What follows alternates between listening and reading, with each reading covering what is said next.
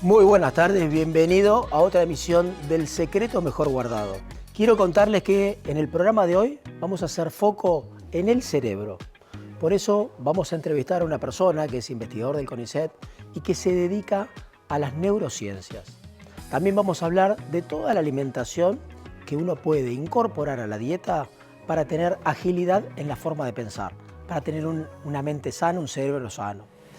Y dentro de la actividad física, lo que vamos a incorporar son ejercicios de coordinación. ¿Por qué? Porque no solo vamos a trabajar la parte física, sino también pensando. Trabajar la coordinación en los ejercicios con los diferentes grupos musculares. ¿Te pensás que vamos a hablar solamente de eso? No, estás equivocado. El programa tiene mucho más contenido, pero quédate para ver.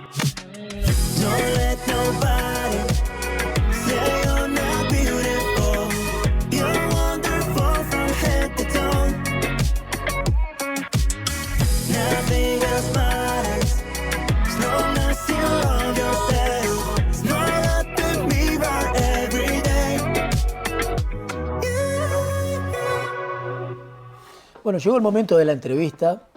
Nuestro invitado de hoy, un lujo tenerlo.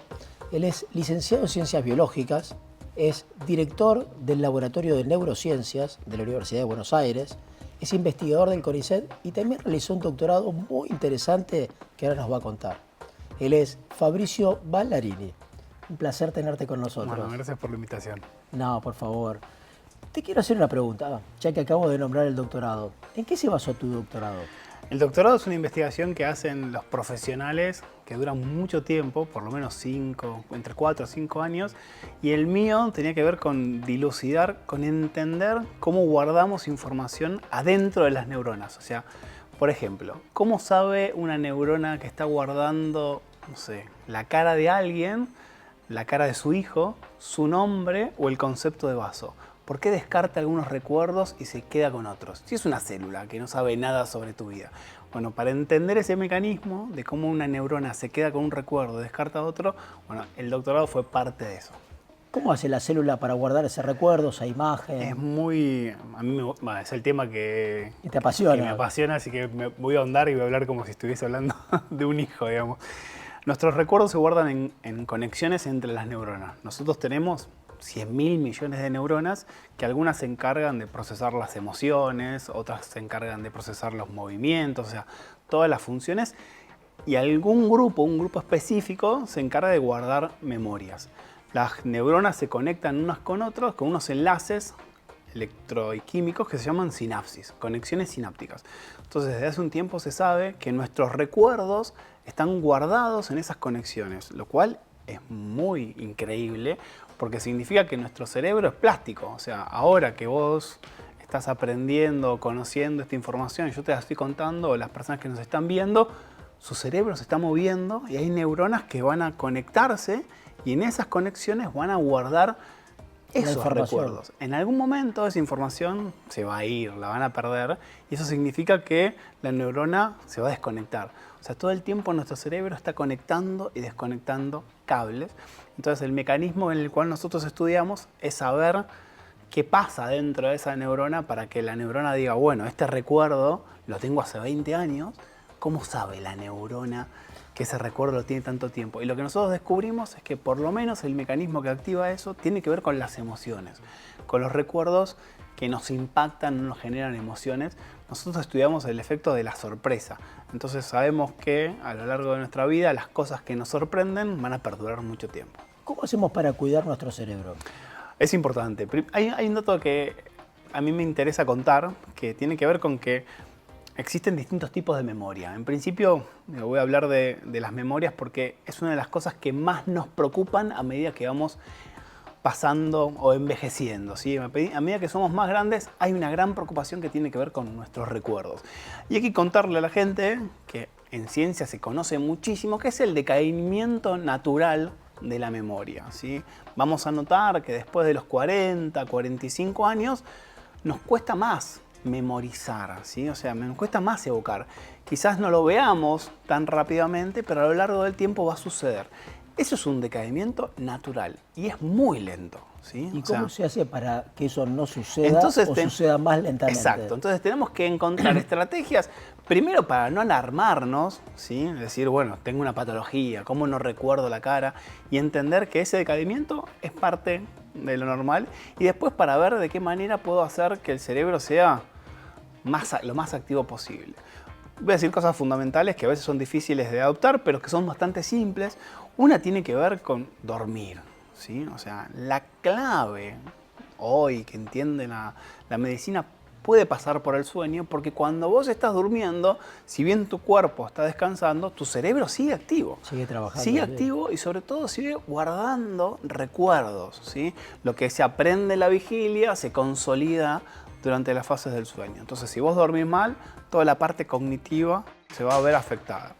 Por otro lado, tiene que ver con la actividad física, ¿sí? O sea, el movimiento no solamente genera un montón de beneficios cardiovasculares, musculares, tonicidad, sino genera un montón de beneficios en salud mental, ¿sí? O sea, cuando vos haces ejercicio, estás pensando en ese ejercicio y te olvidas de un montón de temáticas, pero también se descubrió que cuando vos haces actividad física, parte de tu cerebro activa factores que ayudan, por ejemplo, a los neurotransmisores. Hay un factor muy conocido llamado BDNF, sí, que cuando vos tenés actividad física intensa, salís a caminar, andás en bicicleta, estás un poquito agitado, se libera. Y el BDNF sirve en parte para mejorar esta plasticidad, estas conexiones. Entonces, por un lado el sueño, por un lado la actividad, algo que es bastante complicado, pero bueno, en Argentina decir que intentar no estresarse, ¿sí? El estrés es un gran problema, sobre todo para guardar información, ¿sí? Las personas estresadas, cuando nos estresamos, no tendemos a guardar información, pero también es un gran problema para evocar.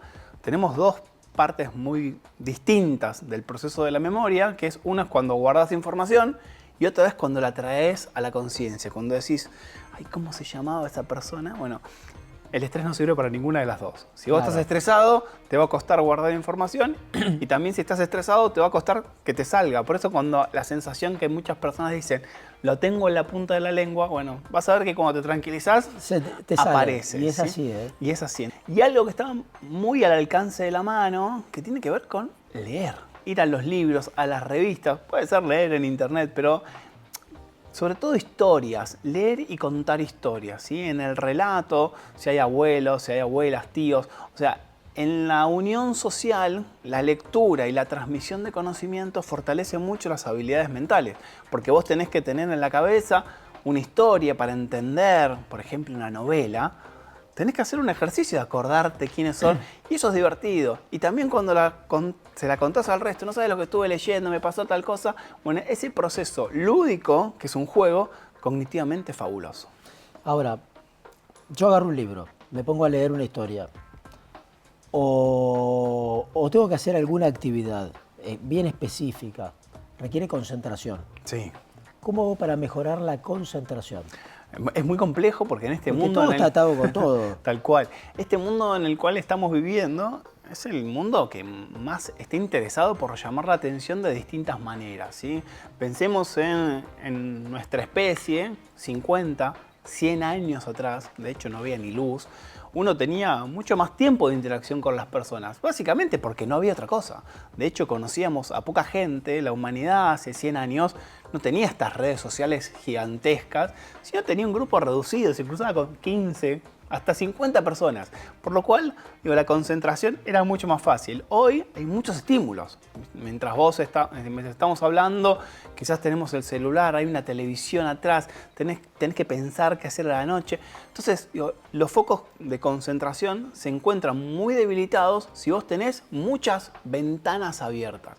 Hay una recomendación muy pero muy simple para hacer, que está basada en evidencias científicas, que tiene que ver con anotar las cosas que vos vas a hacer, ¿sí? Organizarte. Por ejemplo, hoy a la mañana me levanto y yo voy a hacer esto. Un diario personal. Un diario personal. Pero no cosas infinitas, sino cosas que vos puedas hacer. Quizás son 5, pero lo importante es ir tachándola. ¿Por qué es positivo eso? Primero porque la organización hace a la concentración. Si vos tenés que tener todo el tiempo en la cabeza todas esas cosas que no anotaste, todo el tiempo estás pensando en no olvidártelas y no hacer foco. Vos sabés que te hago un paréntesis, yo a mi equipo siempre que le tengo que dar indicaciones, le digo, no, vos venís con un anotador y una Tal pluma. cual. No, pero yo me acuerdo, doctor, no. Porque yo lo hago en mi vida. Yo tengo un cuaderno, un anotador, no una tablet, Claro. un cuaderno, un anotador, y voy anotando las cosas y las voy tachando una vez que las voy Exacto. cumpliendo. Y ahí me resulta hiper efectivo. Por ahí el que está mirando del otro lado dice, pero no, eso ya no se usa más. No. Para mí es hiper práctico. Es hiper efectivo y, ¿sabes? Eficaz. En el tachado hay una liberación se conoce, de muchos neurotransmisores que tienen que ver con el placer del acto, de haberlo cumplido. ¿Viste? Como decís, listo, ya Mirá está. vos. No solamente está en la instancia de organizarte, sino de sentir que vas cumpliendo cosas que vos te pautaste. Entonces, digo, fortalecer la concentración en parte es bajar el ruido de otras cuestiones que te pueden hacer perder en esa instancia. Si vos estás en el libro, estás pensando en 1000 millones de cosas, es difícil que te concentres. Hablamos recién de la concentración, hace un ratito hablamos de la memoria.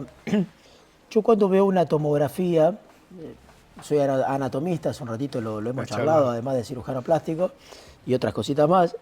Cuando yo veo una tomografía de una persona joven y veo una tomografía de una persona de 80 años, las circunvoluciones, que es lo que estamos viendo creo que en pantalla, que serían todos los relieves que tienen nuestros hemisferios cerebrales, se ven como atrofiados, como más chiquititos. Entonces la pregunta que quiero hacerte es, ¿qué es lo primero que envejece en el cerebro?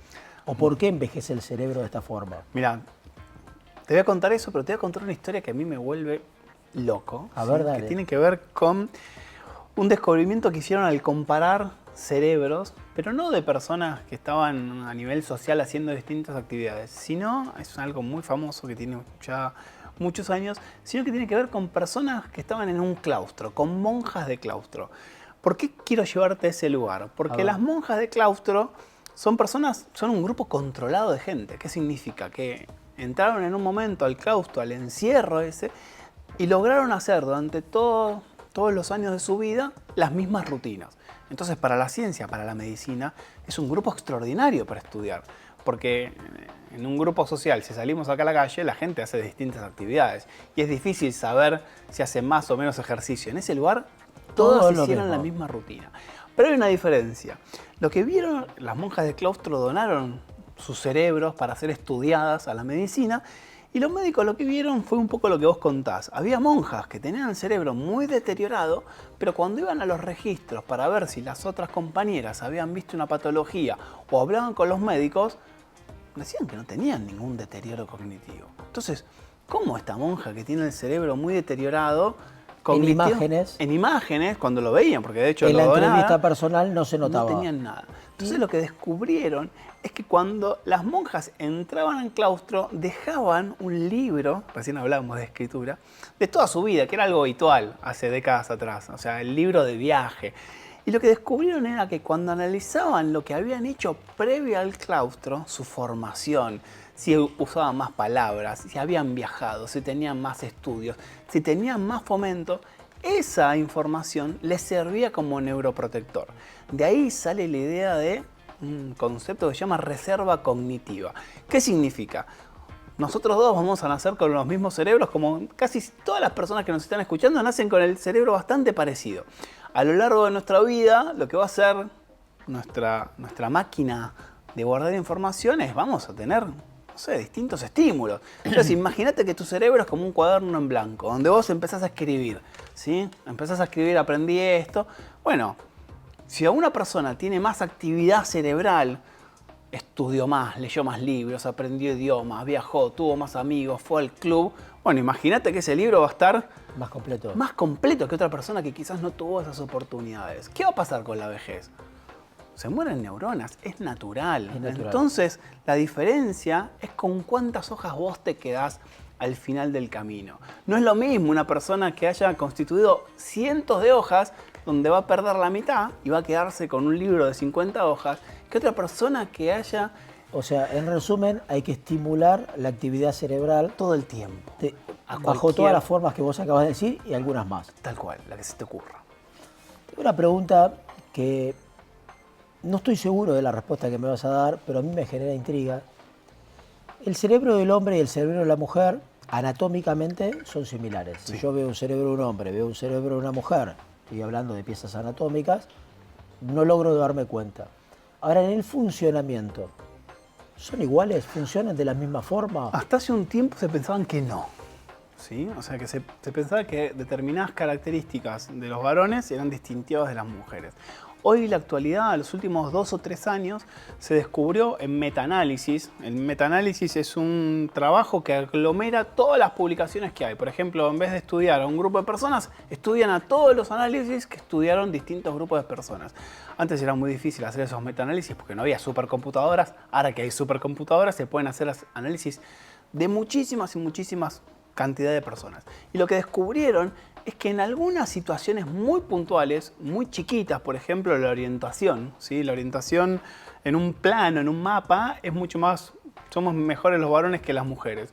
Pero en todos los ámbitos, en realidad, somos igual de buenos y de malos. O sea, cuando ves una curva, más o menos los varones y las mujeres tenemos las mismas habilidades.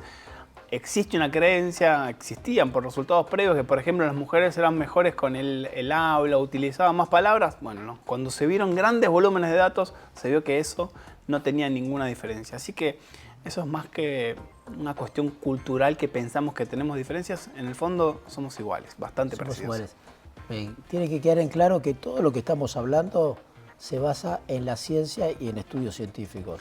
No es el parecer de Fabri, claro, tal cual. O mi parecer. No son mis opiniones. No, de hecho, son trabajos que yo no hice. Totalmente. Así que... Y si bien yo no estudié esa área, me dedico a la investigación, pero en otra área, yo lo que veo es que si nosotros tomamos el género binario y el no binario, existen mujeres más emocionales. Tal cual. Y existen hombres más emocionales que incluso esas mujeres. Absolutamente. O sea que también coincido con lo que vos estás diciendo, porque era una teoría mía, pero bueno, no, o una hipótesis mía, pongámoslo desde el punto de la ciencia, pero no tenía cómo afirmarlo. Y está bueno la aclaración que haces, que lo que estamos contando es ciencia y es el mejor descubrimiento que tenemos hasta ahora. Capaz que tenemos una entrevista el año que viene y todo lo que dijimos cambió. Distinto, sí. Y es la gracia de la medicina y de la ciencia. Todo el tiempo se va corriendo a la frontera de esa verdad temporal. Totalmente, me gustó. Te voy a hacer una pregunta que va a ser la más difícil de A todas. ver. ¿Cuál es tu secreto mejor guardado? ¿Cuál es el secreto mejor guardado de Fabricio? Yo creo que lo que me sostiene es la curiosidad y la pasión por contar lo que me llama la atención. O sea, cuando yo veo algo, me pasa, bueno, vengo de dar clases, y creo que mi momento de la semana es contarle algo que con mucha pasión, porque en realidad me sorprendió. O sea, cuando yo llego y digo, no sé, esto me volvió loco, esto me flash. Bueno, ese es mi motor científico que me entusiasma. O sea, sorprenderme y contarlo. Muchísimas gracias, te agradezco por haber estado en el programa. Nosotros vamos a seguir ahora porque tenemos que saber cuál es la alimentación ideal para tener una memoria ágil, para tener un cerebro sano. Así que vení, acompáñame. Mica, ¿cómo te va? Hola, Fer. Muy buenas tardes. Buenas Feliz de tardes. tenerte de nuevo. Gracias. Bueno, como habrás visto, el tema de hoy es Sí. el cerebro. Entonces yo lo que quiero preguntarte a vos es, ¿cuál es la alimentación ideal como para que nuestro cerebro funcione en forma rápida, ágil, mejorar la memoria? ¿Se puede con alimentación? Sí, y es súper importante también.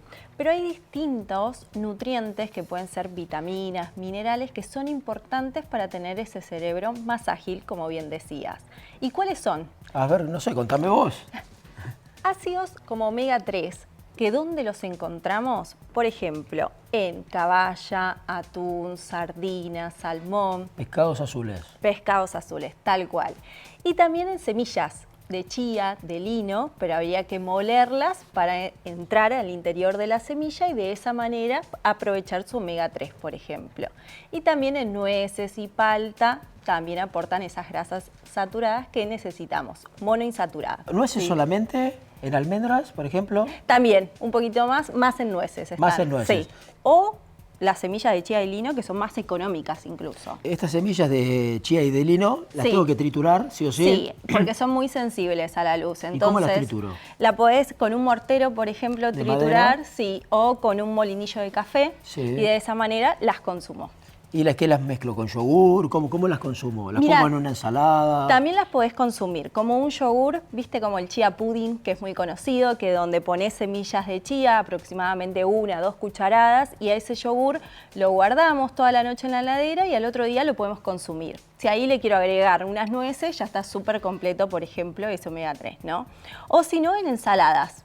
Veo que tenés también una naranja. Sí, porque también hay otras vitaminas muy importantes que, por ejemplo, podemos mencionar a la vitamina C, que se encuentra en todos los cítricos, o también están el ácido fólico, la vitamina B12 y la B6, que es para mantener un correcto funcionamiento del cerebro. Hace un ratito habías nombrado el omega.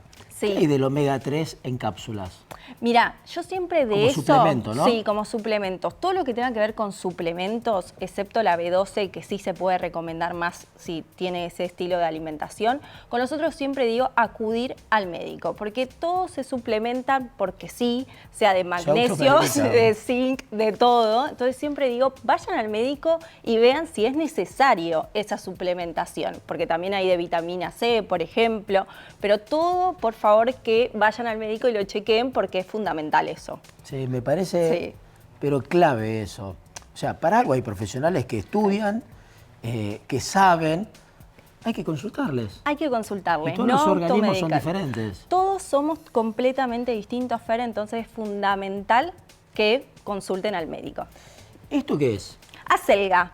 La selga. ¿Y cómo la relaciono con mi cerebro? Con el No ácido el mío, el de fólico. todos. Sí.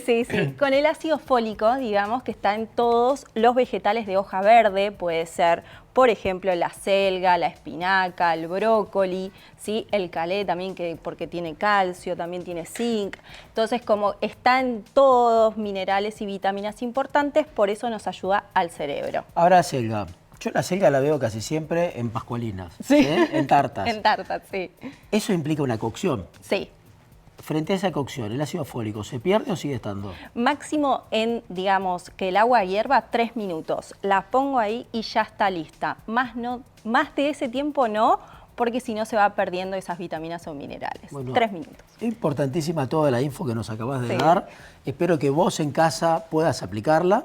Y ahora, para continuar con el hilo del programa, que hoy estamos hablando del cerebro, de la coordinación, de la memoria, vamos a invitar a Agus Bertero. Ella es personal trainer y nos va a hablar de la coordinación, de la integración de los ejercicios. Agus, ¿estás preparada? Bueno, muchas gracias, Fer. Y ahora sí vamos a comenzar con esta rutina donde vamos a trabajar el core, ¿sí? Que es toda la zona abdominal completa.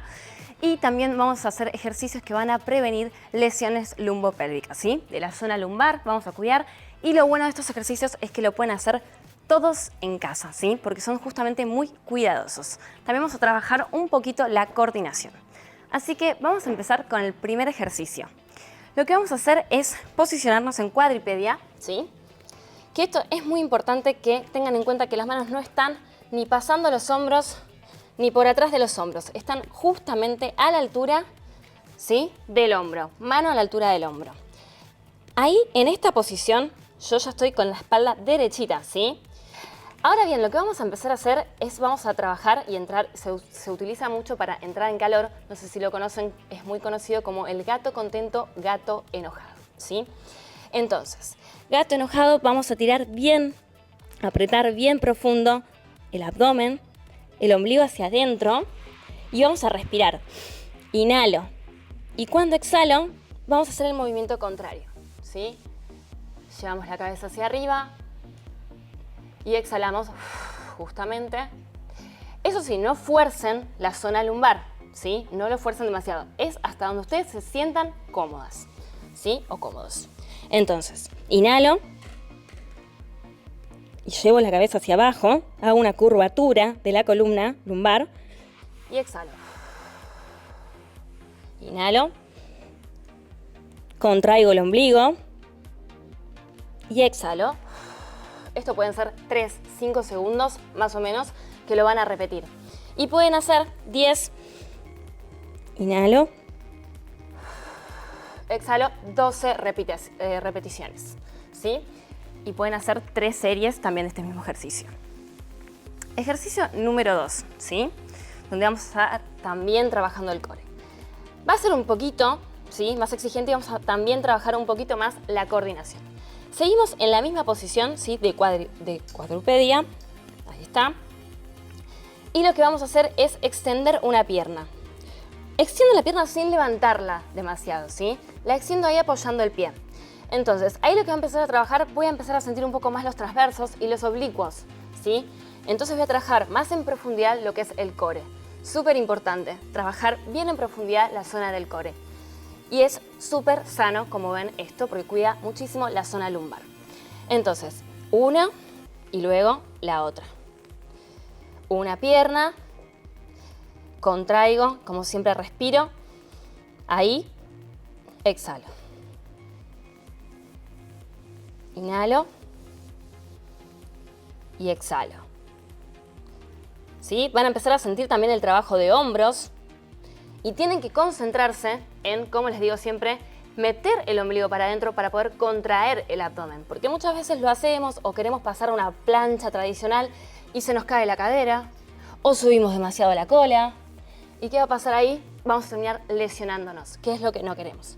Entonces vamos de a poquito avanzando. Una vez que logramos hacer este ejercicio, ¿sí? Que podemos también hacer con cada pierna entre 8 y 15 repeticiones aproximadamente, vamos a ir a coordinar pie con mano. Y ahí va. Voy a sentir un poquito más el trabajo de los hombros y la coordinación, ¿no? Que muchas veces van a probar, van a ver que quizás la primera vez que prueban están tipo, ¿cuál mano? ¿Cuál? Bueno, ok. Entonces me concentro, ven, ahí me pasó, porque no estaba concentrada, y extiendo, vuelvo y extiendo. Si te resulta re fácil, me decís, no, la verdad esto me sale demasiado bien. Bueno, ok, entonces te voy a desafiar y vamos a hacer ahí y levanto la pierna, ya estoy levantando la pierna. Estoy manteniendo el equilibrio, ¿sí? Estoy trabajando la coordinación, estoy concentrada, estoy trabajando mucho la fuerza del brazo que me sostiene, la fuerza de la pierna y por supuesto de todo el core. Eso sí, que no me pase esto, ¿sí? Una hiperextensión de columna, que no me pase eso. Siempre mantengo la columna derechita. Si no, vuelvo al ejercicio de antes, digamos, para no lesionarme, que es lo más importante, ¿sí? Cuidarnos el cuerpo e ir paso a paso, progresivamente. Bien, este ejercicio, lo mismo, este es bastante conocido, pero muchas veces lo hacen sin realmente poder hacerlo y con estos errores que les marqué, que por ahí realmente se nos desestabiliza demasiado el cuerpo. Estaríamos bien, hasta ahí para trabajar lo que es el core. Espero que les haya gustado, que les haya servido estos ejercicios que son súper buenos para trabajar el core, la coordinación, para trabajar también la resistencia, ¿sí? De a poquito. Y lo mejor de todo es que vas a ir avanzando progresivamente sin lesionarte, cuidándote bien el cuerpo. Así que bueno, un beso enorme y nos vemos la próxima.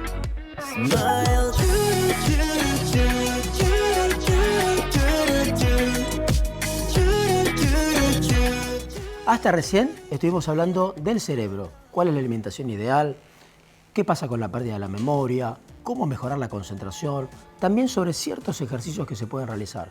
Pero ¿qué pasa con el órgano más importante, con la piel? Para eso vamos a hacerle unas preguntas a una amiga, ella es dermatóloga, su nombre es Danieli Bansin. ¿Cómo andas, Danieli? Un placer. Muchas gracias por la invitación, Fernando. Muy lindo tenerte en el programa. Te vamos a exprimir, te vamos a hacer muchas preguntas, ¿eh? Que así sea. Contame, a ver, ¿qué es lo que pasa con la piel con el paso del tiempo? Bien, como sabemos, la piel es el mayor órgano del cuerpo humano. Si sacamos pura piel, tenemos aproximadamente 17 kilos solo de piel. Entonces, por supuesto que el envejecimiento cronológico de la piel va a ser mucho mayor que en otros órganos internos. ¿Y cómo hacemos para prevenir ese envejecimiento a grandes rasgos? Primero, nosotros tenemos que entender que 70% de nuestro envejecimiento de la piel es dado por la radiación. No solamente la radiación del sol. Hoy sabemos que la luz visible, que son las luces de las pantallas, la luz azul, también nos envejece. Fíjense cómo tenemos nuestra piel en un lugar que no está expuesto al sol. Los glúteos, los pechos, la cara interna de los brazos. Es distinta, ¿no? Totalmente, sí, es mucho más blanquita, más sana. Ahora viene un paciente al consultorio y te dice, tengo arrugas, tengo la piel con fotoenvejecimiento. ¿Qué le ofreces para tratarlo? Muchos de los pacientes llegan ya preguntando por las arrugas, pero sabemos que para el ojo humano, primero es mucho más atractivo mirar la calidad de piel. Después miramos las arrugas, los surcos y hasta la forma del rostro. Pero la piel es lo primero que nos vemos como atracción en una persona. Nosotros primero tratamos la piel, luego después partimos para los inyectables o, por qué no, la cirugía, también para un lifting facial. Primeramente hacemos una evaluación que hoy ya podemos hacer con inteligencia artificial. Podemos colocar la paciente en una cámara y esta misma tecnología nos define la edad real y la edad cronológica que tiene nuestro paciente. Entonces ahí partimos para qué tipo de tratamientos hacemos. Hablando de piel, podemos realizar, por ejemplo, a mí prefiero tratamientos con tecnología láser. Como por ejemplo, ¿cuáles?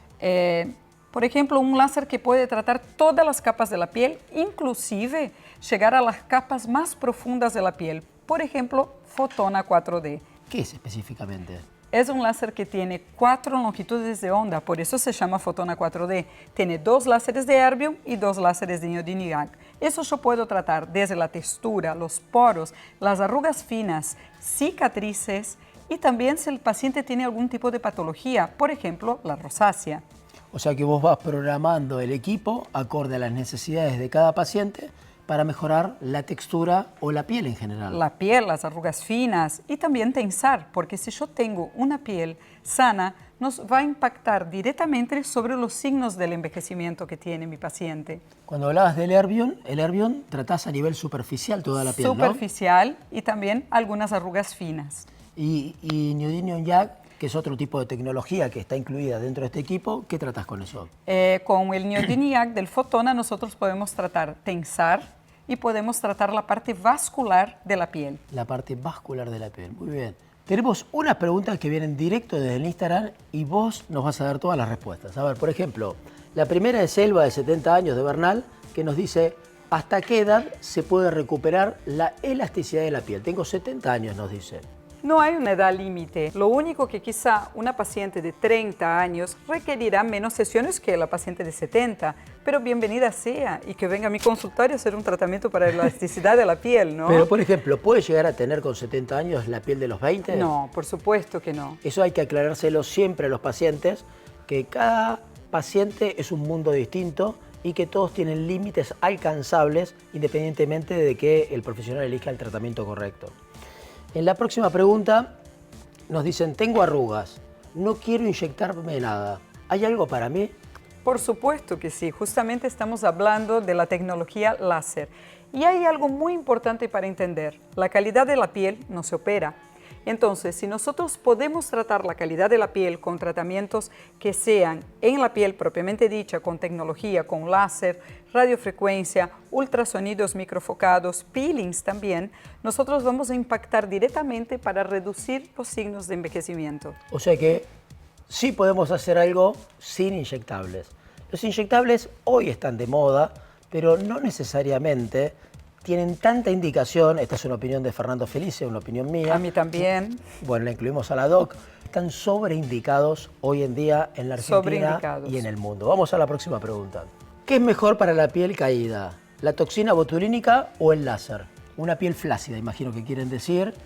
Leo, de 56 años. Bien, para la piel flácida, para mí, doctor cirujano plástico, para mí es el lifting. Es la mejor indicación. Inclusive, no estoy abordando tanto la flacidez de la piel con los inyectables y mucho mejor con un lifting. Pero sí podemos hacer los tratamientos láseres o los inyectables también para evitar esa flacidez. Es linda la combinación de cirugía plástica y dermatología. Yo coincido con la doc. Si hay flacidez y hay exceso de piel, sí o sí es un lifting. Ahora, posterior al lifting, la calidad de la piel no se cambió. Ahí hay que hacer tratamientos mínimos que se hacen en consultorio. Ahí sí ¿Coincides? puedo hacer el láser, por supuesto. Totalmente. Tengo papada, o sea, grasa por debajo del mentón, y no quiero operarme. ¿Hay máquinas? ¿Sirven las máquinas para el tensado en mi caso? Imagino que también para eliminar la grasita. Mabel, de 48 años, nos pregunta eso. ¿Cómo hacemos para eliminar la grasa submentoniana, la famosa papada, sin cirugía? Bien, esa máquina que estábamos conversando, que se llama Fotona 4D, como tiene una longitud de onda que se llama neodymium, tiene poder de llegar hasta la grasa. Entonces, podemos sí tratar con algunas sesiones cuando la grasa submentual no es tan importante con láser. Bien, por supuesto que hay limitaciones. Si el paciente tiene un famoso cuello de pavo y a eso llama papada, ahí hay tanta flacidez que ya no se puede retraer. Pero como complemento se pueden aplicar enzimas, se puede aplicar el láser que la doc nos está contando y obviamente se pueden obtener muy lindos resultados. Pero me encanta lo que dicen cada uno de los pacientes, que vengan a la consulta y lo evaluamos. Por supuesto. ¿Es así? No tenemos más preguntas, así que con todo esto, con toda esta info, ya cerramos este bloque de estética de cómo cuidar la piel.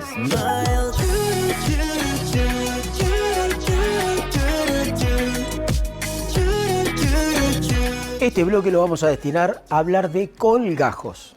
Colgajos es cuando hay un exceso de piel y eso cuelga desde el cuerpo. Podemos tener colgajos debajo de los brazos, en las mamas, en el abdomen, en la entrepierna, en el cuello. La condición más común es cuando un paciente o una paciente desciende mucho de peso, por ejemplo 40-50 kilos. Entonces la piel no tiene la capacidad de retraerse rápidamente, si bien tiene propiedades elásticas, no lo son tanto. Entonces ese exceso de piel queda, como lo acabo de decir, como un exceso. Muchas veces también post-embarazos, muchas veces también por una cuestión genética, hay flacidez en la piel y también se observa en la edad adulta. Ahora, lo primero que tenés que saber es qué tenés que hacer si vos padecés de colgajos. Una de las cosas más importantes es evitar que se infecten, porque vos imaginate que hay algo que está colgando, debajo de eso se junta humedad, esa humedad puede traer hongos, bacterias, porque la piel tiene bacterias normalmente, y todo eso puede generar infecciones. Entonces, el cuidado que tenemos que tener siempre es que esa área se encuentre seca. Y si se empieza a poner colorada, hacer una consulta con un médico, porque tal vez hay que utilizar alguna crema que puede ser antimicótica para luchar contra los hongos o incluso antibacteriana para luchar contra esas bacterias y evitar una infección. Ahora, si definitivamente vos lo que querés es erradicar esos colgajos, sí o sí tenemos que ir camino a una cirugía. Se llama cirugía posbariátrica. Esas cirugías básicamente tienen como fin eliminar el exceso de piel. No hay forma de eliminar el exceso de piel si no es con una cicatriz resultante. Por ejemplo, abdomen. Tengo exceso de piel, me cuelga el sector inferior del abdomen. Sí o sí tiene que quedar una cicatriz en la porción inferior. Esa cicatriz, en líneas generales, tiende a tener buena evolución, una línea finita blanca. Por supuesto, si tenés piel oscura y gruesa, la cicatrización, como tiene más fibras de colágeno, puede ser más notoria. Siempre va a quedar una cicatriz. Lo que tenemos que poner en la balanza es, prefiero la cicatriz sin exceso de piel, sin infecciones, con más comodidad para el día a día, o prefiero el colgajo. En otras áreas, por ejemplo, en las mamas, lo que se hace es una mastopexia, un levantamiento mamario quitando todo el exceso de piel. En algunos casos se colocan prótesis de mamas para darle volumen a ese volumen que se perdió. En otros casos no es necesario. Si lo estás tratando para evitar infecciones y todavía no estás decidido o decidida a una cirugía, se pueden utilizar fajas o mangas elásticas o calzas elásticas que lo mantienen bien comprimido a la piel y eso hace que vos puedas tener una vida más confortable para realizar actividad física, para caminar, etc. Bueno, están llegando las preguntas al Instagram. Por eso lo que voy a hacer ahora es pedir la tablet. Acá ya tengo el Instagram abierto. Vamos a seleccionar algunas. La primera pregunta dice, bajé mucho de peso, pero me sobra piel. ¿Soy candidato? Lo que tenemos que ver es si eso que vos llamás me sobra mucha piel, se denomina colgajo.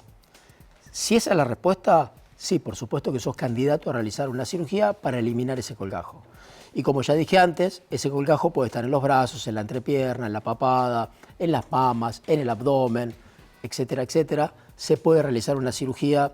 Las cirugías en líneas generales, si se prepara bien al paciente, si se estudia bien la parte clínica, son cirugías que tienen una rápida recuperación.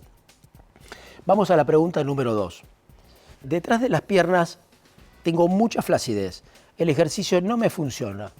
¿Puedo someterme a una cirugía? Bueno, hay que evaluar ese caso en forma puntual. Hay que ver si es flacidez, si es celulitis, si es una combinación de ambos, si la piel de esta paciente en particular es gruesa, es fina. El ejercicio siempre funciona porque la tonificación muscular da volumen y ese volumen ocupa más espacio y hace que la piel no sobre tanto. También lo que habría que ver es la alimentación y en base a todo eso y con el examen físico decidir si la paciente es o no candidata a una cirugía. Otra de las preguntas dice, a ver, aquí tenemos una linda. ¿Se puede extraer colgajos de varias partes del cuerpo en una misma cirugía? La respuesta es, puede ser. ¿Por qué? Porque, por ejemplo, en abdomen, si tengo un mega colgajo, un colgajo muy, muy grande, al menos yo lo considero una cirugía grande. Entonces, ¿qué es lo que indico en ese paciente? No, prioricemos la salud, hagamos una sola cirugía. Ahora, si el colgajo de pie en el abdomen no es tan grande, y hay colgajos, por ejemplo, en la entrepierna, y tampoco son muy grandes, se pueden combinar dos cirugías medianas. Así que habría que evaluar el caso, pero la respuesta es sí, puede ser. ¿Cómo es la recuperación de la cirugía de los colgajos? La cirugía de eliminación de colgajos no deja de ser una cirugía. Hay que tomarla con respeto, hay que cumplir todas las indicaciones del profesional interviniente, el reposo por sobre todo, el uso de la faja, el cuidado de las heridas. Si el paciente cumple con todo eso, va a estar mucho más cerca de alcanzar el éxito en el resultado y, por supuesto, de alejarse de las complicaciones. Y por último, una pregunta que ya hemos dado la respuesta. Dicen, ¿quedan cicatrices? Siempre queda una cicatriz. No existe tecnología que pueda realizar la retracción de la piel, eliminación de la flacidez, eliminación de los colgajos sin dejar cicatrices. Todavía eso no existe ni acá ni en ninguna parte del mundo. Por lo tanto, la solución definitiva siempre es quirúrgica y siempre queda una cicatriz.